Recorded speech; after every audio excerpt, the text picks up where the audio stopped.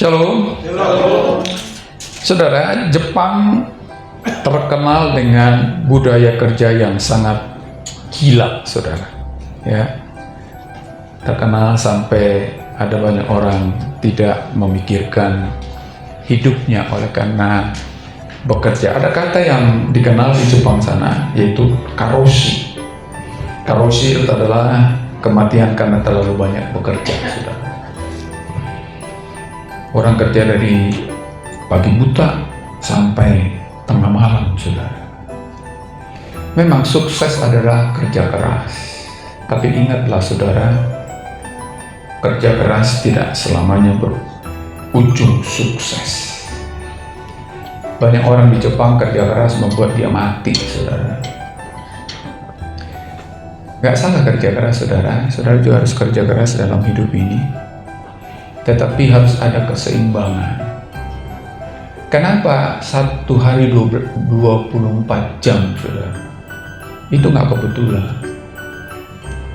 Mau 30 jam juga sama juga, saudara. Mau 40 jam juga sama. Tuhan tetapkan 24 jam karena Tuhan tahu bahwa 24 jam cukup bagi kita untuk mengerjakan segala sesuatu secara proporsional, secara seimbang. Makanya dalam satu hari ada 12 jam kerja, 12 jam istirahat, saudara.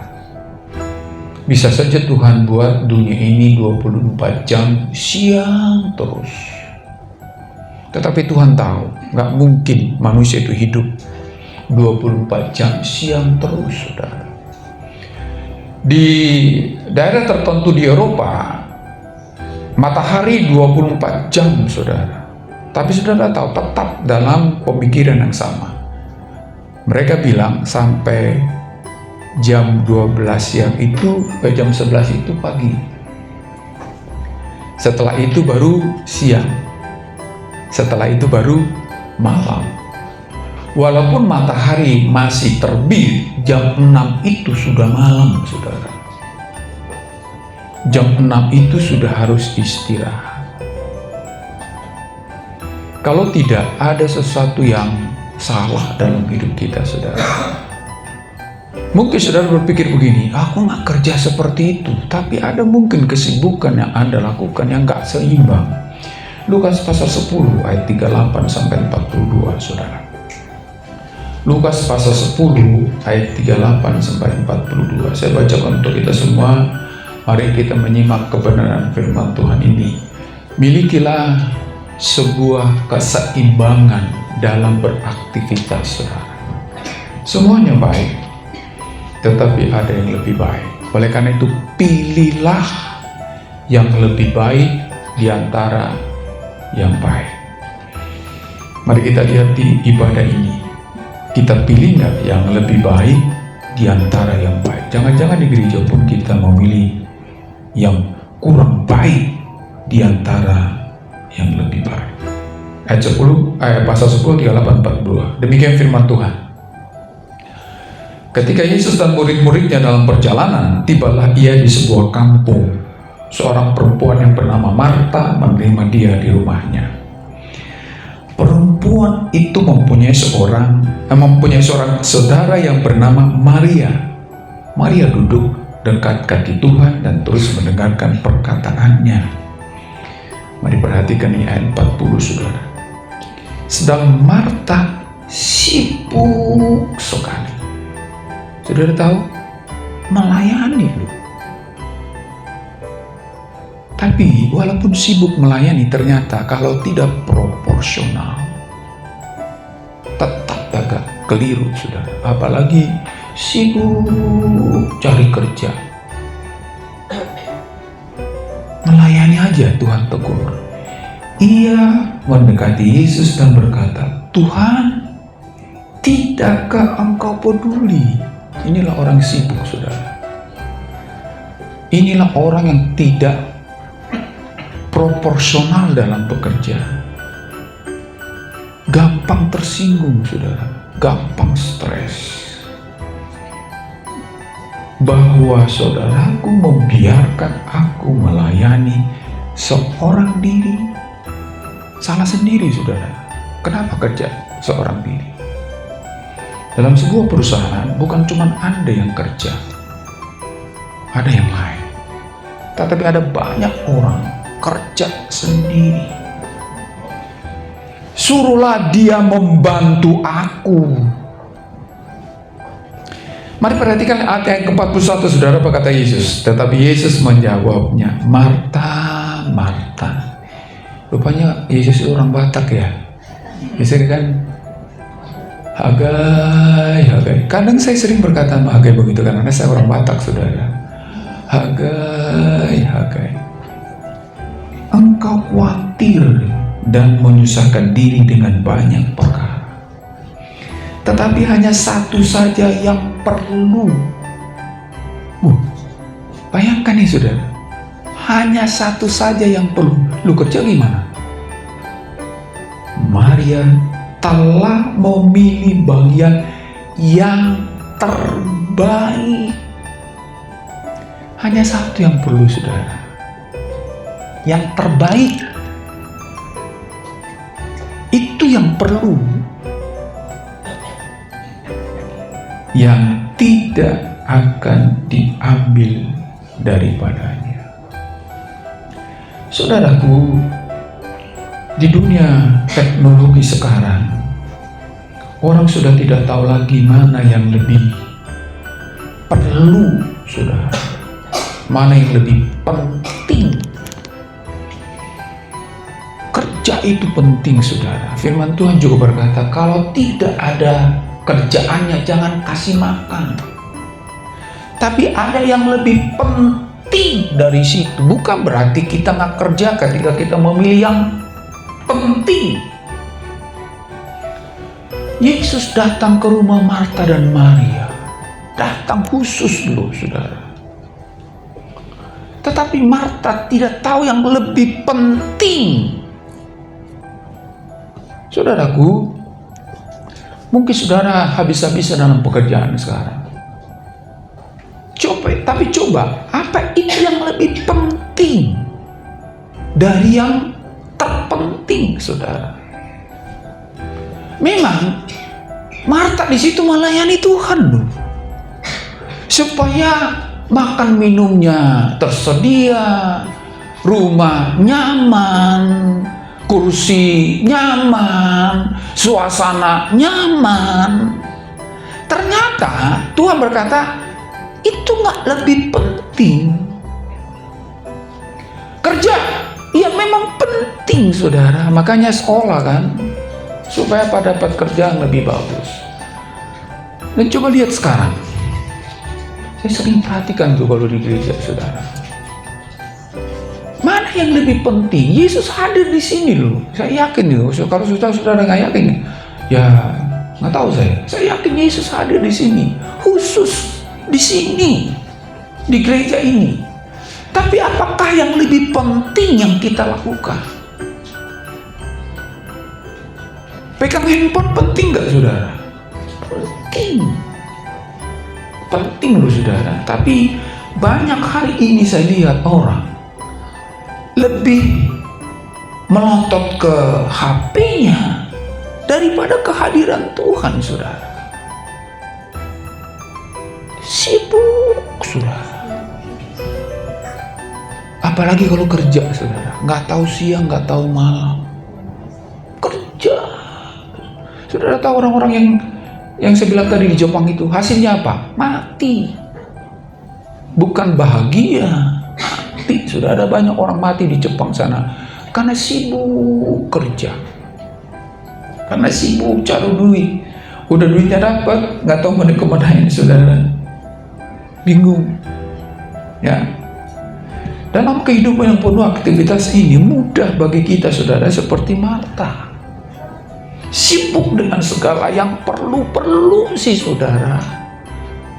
Bukan tidak perlu dikerjakan, baik di rumah, ya, Saking sibuknya di dapur, nggak tahu lagi anak udah pulang atau enggak, suami datang juga dicuekin, kan gitu kan saudara. Makanya timbullah prahara, kan gitu. Sibuk boleh saudara, apalagi sibuk melayani Tuhan. Jangan pikir sibuk melayani itu udah segalanya saudara, enggak. Marta sibuk melayani, bukan sibuk cari duit. Tuhan berkata, Marta, Marta, itu sebenarnya ngeledek itu saudara. Melayani Tuhan, tapi diperingatkan Tuhan. Saudara, mari carilah, pilihlah yang paling utama di antara yang penting. Semuanya penting, saudara. Sekolah penting, kuliah penting. Tapi ingat, ada yang lebih penting dari situ. Makanya, Marta, hanya satu yang perlu. Berarti kerja enggak? Enggak, saudara. Kalau engkau memilih yang perlu ini, maka engkau akan memiliki nilai yang lebih tentang pekerjaanmu, bukan soal sibuknya.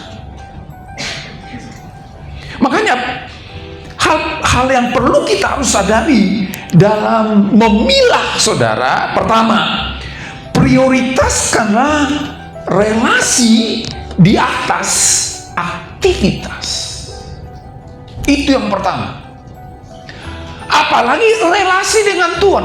Kalau karena pekerjaanmu, hubunganmu dengan keluargamu berantakan, ada masalah saudara. Walaupun engkau jejelinkan banyak duit. Ada banyak suami hari ini yang penting duit banyak aku kasih sama, memang begitu kalian nggak tahu tuh. Kalau bulanan untuk istri itu aman dan tepat waktu, nyaman memang, tapi ingat nggak selamanya saudara. Jangan pikir yang penting duitnya ada, yang penting duitnya ada, yang penting duitnya ada. Tetapi engkau tidak pernah memikirkan tentang relasi dengan keluargamu, akan ada masalah. Apalagi relasi dengan Tuhan. Relasi itu lebih penting, saudara, daripada uangmu. Bukankah ada banyak orang, nggak tahu nih benar ini, apakah ini sebuah cerita, saudara? Coba perhatikan saudara, antara orang miskin dengan orang kaya, tapi orang miskin penuh dengan relasi yang baik dan orang kaya tidak ada punya relasi yang baik. Meja makan mereka itu akan beda, tapi nikmatnya juga beda saudara. Kenapa? Katanya, menurut saya juga itu betul. Makan bersama yang baik itu, yang benar adalah ribut di meja, bukan di berantem ya, cerita saudara. Di meja lah tempatnya untuk cerita, karena meja fellowship saudara. Tapi coba kalau tidak baik relasinya, diam aja saudara. Sekarang udah terjadi tuh, lihat dari restoran sekarang. Makan sih makan, tapi sibuk dengan handphonenya saudara. Asik dengan handphone. Padahal meja adalah tempat untuk fellowship, saudara. Di mana-mana handphone sekarang ini. Prioritaskan relasi di atas aktivitas. Marta memiliki banyak dari kita, saudara. Contoh itu cenderung terjebak dalam aktivitas, bahkan untuk Tuhan sekalipun. Nah, ini bukan untuk Tuhan, untuk hobi, saudara, untuk kesenangan. Apalagi, saudara. Hei bapak-bapak, anakmu itu lebih penting daripada kesibukanmu di kantor. Hai ibu-ibu, suamimu itu lebih penting daripada kesibukanmu di dapur. Yesus datang ke rumah Marta. Marta nggak tahu Yesusnya lebih penting dari makanan. Makanya Bu Kori mana? Puji Tuhan, haleluya Bu Kori. Ibu Kori ini sibuk kalau hari Minggu. Baik sih, supaya tertata rapi gereja kita ini. Tapi mohon maaf Bu Kori, mulai sekarang tinggalkan yang lain ketika ibadah sudah terjadi. Karena itu lebih penting daripada surat-surat. Ada banyak kita hari ini memilih yang kurang penting, bukan yang nggak penting, saudara. Penting. Tapi pilihlah yang paling penting. Bagaimana dengan doa Anda kepada Tuhan? Adakah itu menjadi nuansa yang paling Anda rindukan daripada kesibukan Anda? Bapak nggak tahu aja load kerja saya. Nggak perlu saya tahu, Bapak Ibu. 24 jam cukup bagi kita untuk memanage waktu antara kerja dengan relasi dengan Tuhan. Kalau engkau memang harus datang jam 8 di kantor, rumahmu jauh, maka bangunlah lebih pagi, tidurlah lebih cepat, saudara, supaya ketika pagi-pagi engkau ada waktu dengan Tuhan untuk berdoa dan baca Alkitab.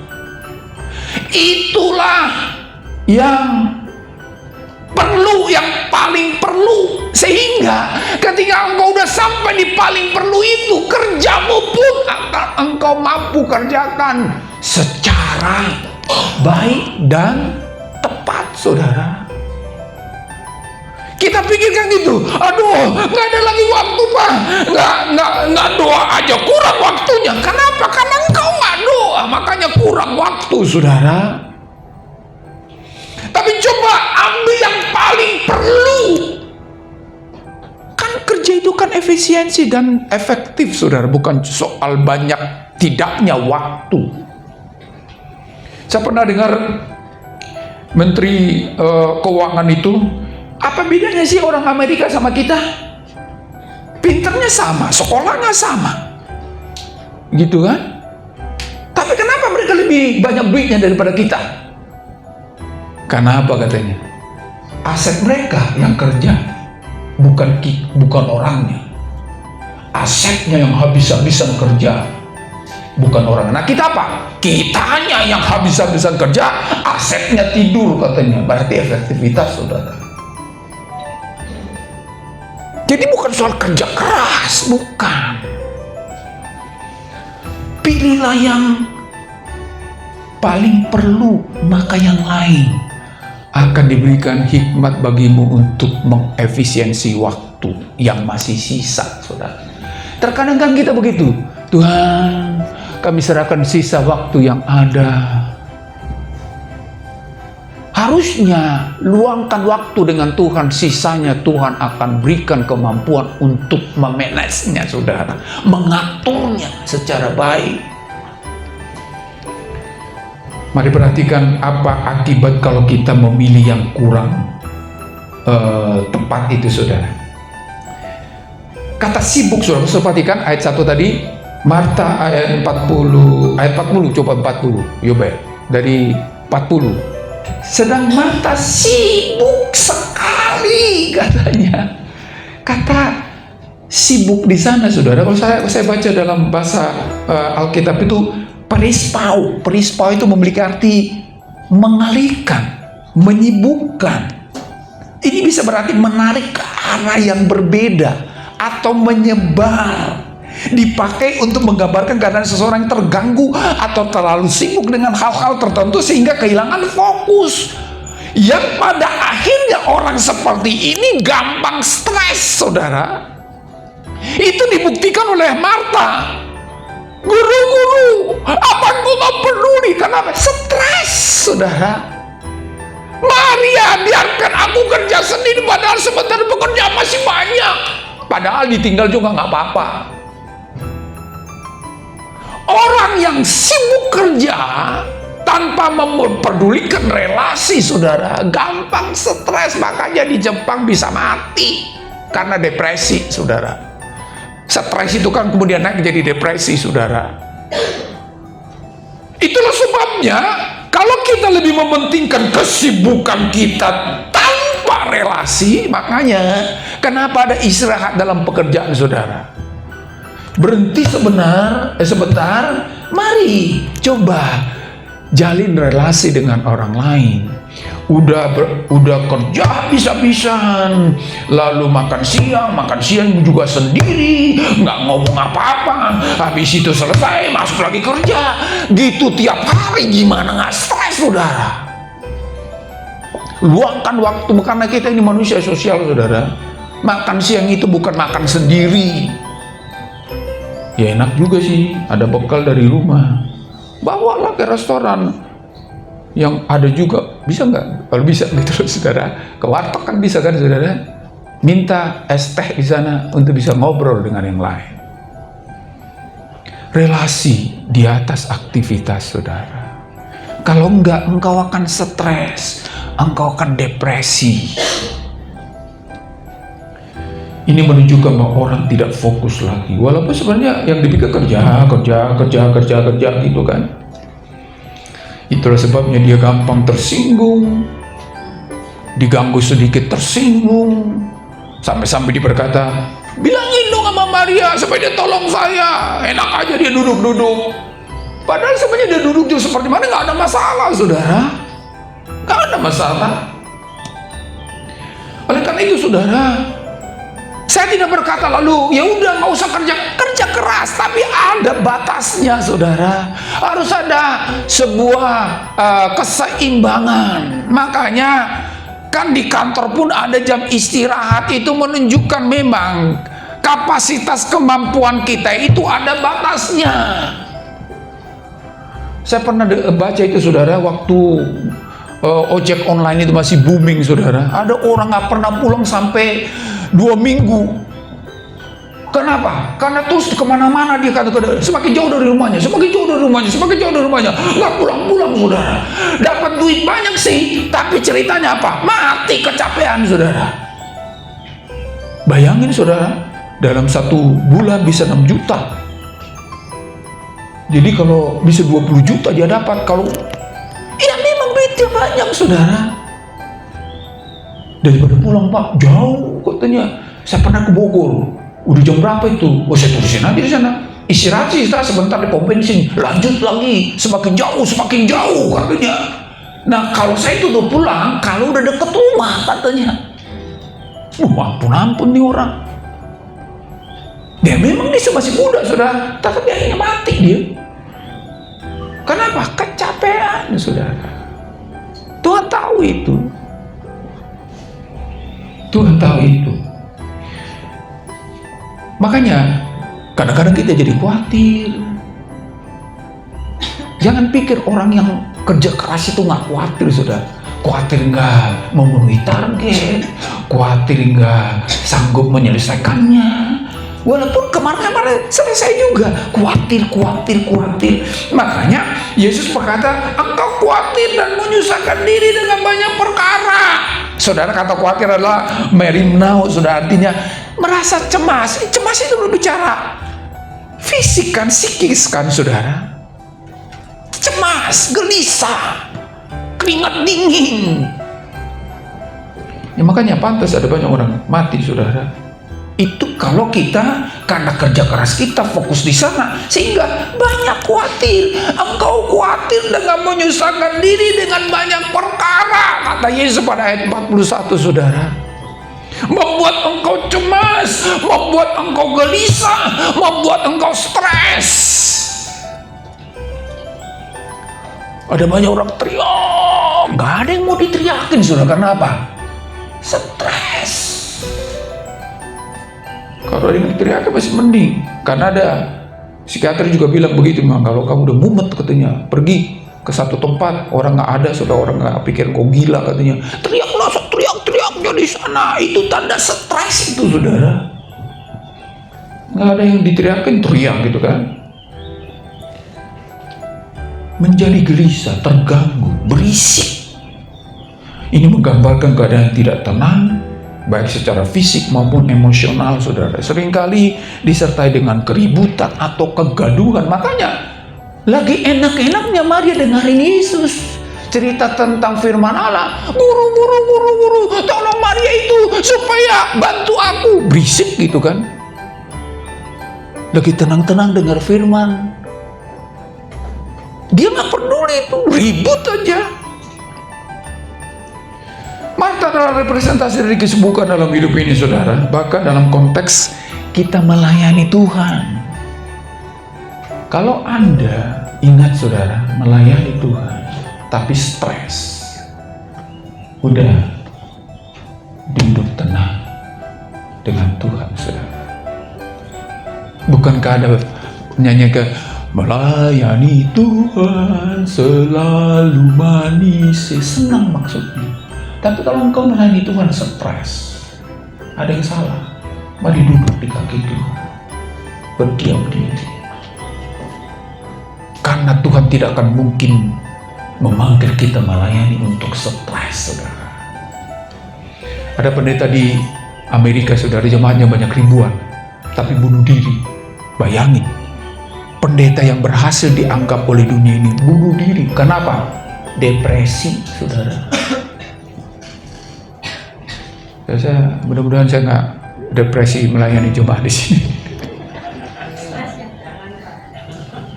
Kenapa? Depresi, saudara. Padahal ribuan itu jemaat. Diselidik punya selidik. Katanya kalau udah tingkat akut depresi itu ada terngiang yang bunuh diri.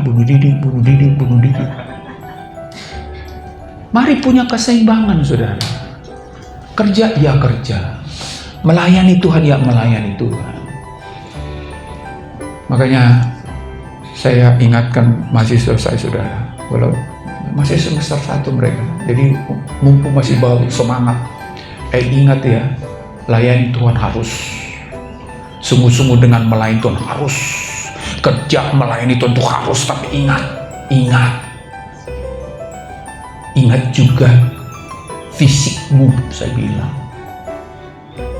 Saudaraku, melayani Tuhan ya, tapi istirahat juga ya, saudara. Itu keseimbangan. Apalagi kerja. Mana lebih penting, kerja atau melayani Tuhan? Jujur, ayo jujur Bapak Ibu. Yang paling baik itu apa? Melayani Tuhan atau kerja? Nah, melayani Tuhan juga harus tidur, apalagi kerja.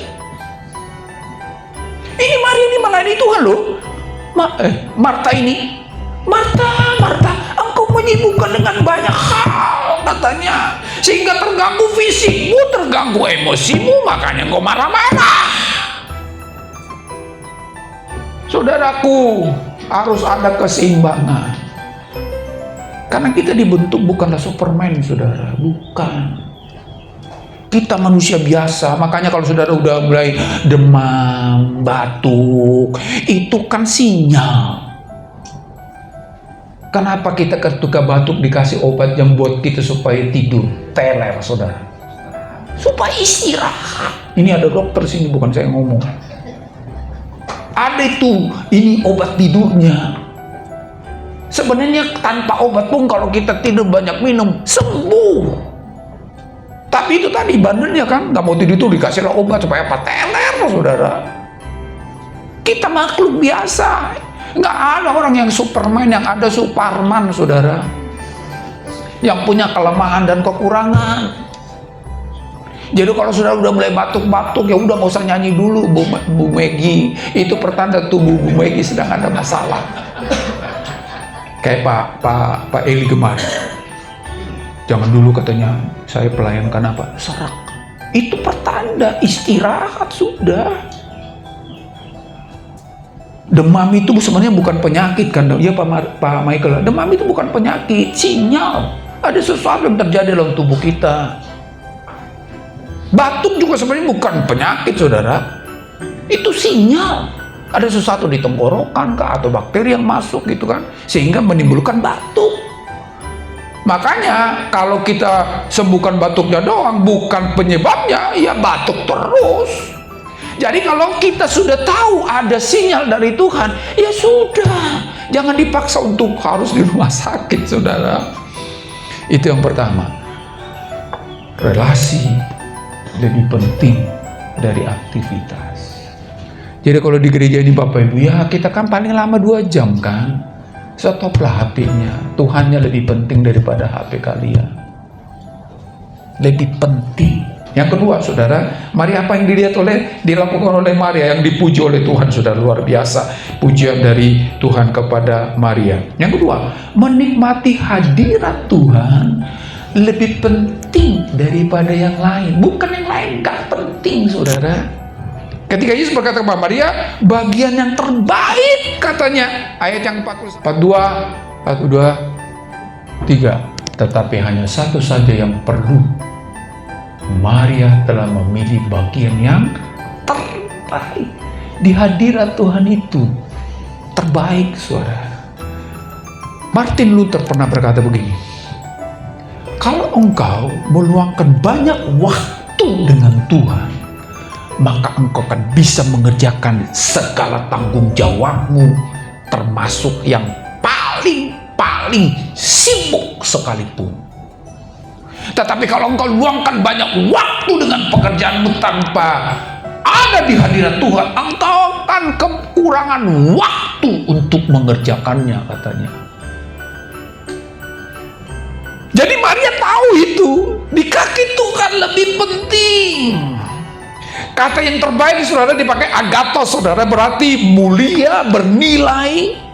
Itu yang lebih mulia, saudara, bernilai. Daripada, bukan berarti nggak baik, kerjaanku baik, tapi saudara, pilihan mana, emas atau perak? Ayo jujur, nggak usah dijawab kali ya. Kalau dulu, saudara, zamannya Salomo, perak itu lebih berharga daripada emas. Karena apa? Susah dicari. Bukan soal kadar, bukan. Tapi kalau sekarang, kalau saudara pilih emas atau perak, pasti kita bilang emas. Tapi herannya, di hadirat Tuhan atau kerja? Lu kok nggak ada yang jawab? Iya, karena saya udah 2 kali itu nanya. Tetapi ada banyak orang hari kerja hadirat Tuhan. Baca Alkitab nggak sekarang ini? Udah baca Alkitab tadi pagi, Bapak Ibu? Hadirat Tuhan itu yang terbaik. Ingat, dengan banyak waktu kau berikan kepada Tuhan, maka waktu selebihnya cukup untuk melakukan apapun yang menjadi tanggung jawabmu yang kau anggap penting, saudara. Tapi kalau engkau banyak waktu dengan pekerjaanmu tanpa engkau mengindahkan waktu dengan Tuhan, maka waktu untuk pekerjaanmu pun kurang, saudara. Makanya dunia ini kalau bisa 30 jam, mau 30 jam juga tetap akan kurang, saudara. Tetapi kalau engkau berikan waktu dengan Tuhan, di hadirat jadi kakinya, doa dan saat teduh, baca Alkitab. Itu doa saya, saudara, bagi saudara yang ada di Jemaat GKRI Vineyard. Tolong Tuhan, setiap kami yang ada di gereja ini lebih bertumbuh dalam kebenaran firman-Mu, supaya kami memiliki komitmen untuk tetap baca Alkitab setiap hari, sesibuk-sibuk apapun kami di dunia ini. Buktikan saja, saudara, engkau berikan waktu dengan Tuhan lebih banyak, maka waktu sisanya akan cukup bagimu mengerjakan apapun yang menjadi tanggung jawabmu. Makanya kalau engkau pagi-pagi pergi ke kantor, bangunlah lebih pagi, bacalah Alkitab, renungkan firman Tuhan, maka sepanjang hari itu Tuhan akan beri hikmat kepadamu untuk mampu mengatur waktu yang ada itu sampai pulang tepat waktunya, saudara. Kan masih ada hari esok. Kadang-kadang tanggung sampai jam 10 masih di kantor, pada jam 5 udah harus pulang. Kayak tidak ada hari esok, saudara. Ingat, Tuhan akan memberi hikmat kepada kita untuk mengatur waktu sisanya, karena kita sudah kasih waktu untuk Tuhan. Jangan dibalik. Tuhan, berkati sisa waktu ini. Itu pun udah ngantuk-ngantuk. Sampai akhirnya aminnya pun besok pagi. Kenapa? Tidur, saudara. Saudaraku, kalau kita luangkan waktu untuk Tuhan, maka sisanya cukup bagi kita untuk memakai apapun yang kita akan pakai di dalam dunia ini, saudara. Luar biasa, kata diambil. Yang tidak akan diambil, katanya. Kata diambil di sana apaireo, saudara, yang berarti menghilang atau mencabut. Nggak akan hilang, saudara. waktumu dengan Tuhan setiap saat tidak akan diambil daripadamu kalau kau komitmen. Nggak akan diambil oleh kesibukanmu, oleh kerja kerasmu di kantor. Kan gitu, saudara. Makanya Pak Daud berkata, 1 hari di pelataran lebih baik daripada 1000 hari di tempat lain. Mari Bapak, Ibu, buatlah waktu dengan Tuhan itu lebih perlu, lebih penting. Maka sisanya itu engkau akan dimampukan memanagenya, mengaturnya untuk apa yang menjadi tanggung jawabmu di dunia ini. Bukan berarti waktu dengan Tuhan lalu habis, nggak bisa lagi kerjakan apa dan ini dan itu. Enggak, saudara. Oleh karena itu, utamakanlah yang lebih penting di antara yang penting. Dan yang terpenting adalah menjaga relasi dengan Tuhan, saudara. Sehingga ada keseimbangan antara aktivitasmu di luar dengan kerohanianmu. Engkau pasti akan berhasil. Percayalah. Bukan berarti pekerjaanmu di kantor akan berantakan. Enggak. Lihatlah Yusuf, saudara. Setiap dimanapun dia ditempatkan berhasil. Kata yang dipakai apa? Tuhan menyertai. Kenapa Tuhan menyertai? Ya tentu karena Yusuf membangun hubungannya dengan Tuhan. Kita menjadi pemenang, kita menjadi orang berhasil dimanapun Tuhan tempatkan kita. Kalau kita memilih yang lebih utama, yaitu hadirat Tuhan, maka yang lain pun, bukankah firman Tuhan berkata, carilah dahulu kerajaan Allah dan kebenarannya, maka semuanya itu akan ditambah loh, bukan diberi. Levelnya naik, saudara. Sudah mau mengalami itu, amin. Mari kita berdoa.